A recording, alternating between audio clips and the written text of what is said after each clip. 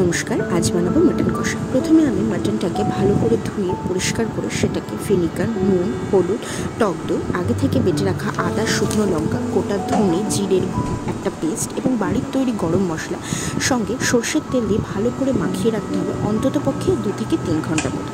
ততক্ষণে এইদিকে আমি পেঁয়াজটাকে একদম সরু সরু করে কেটে নিচ্ছি, সঙ্গে রসুনটাকেও একটু বেটে নিই।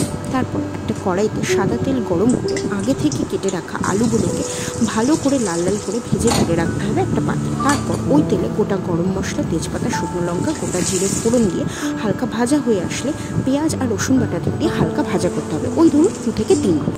তারপর ম্যারিনেট করা মাংসগুলো দিয়ে কিছুক্ষণ কষানোর পর টমেটো পেস্ট দিয়ে আরও কিছুক্ষণ কষিয়ে নিতে হবে। এরই মাঝে আমি আলুগুলো দিয়ে দিয়েছিলাম।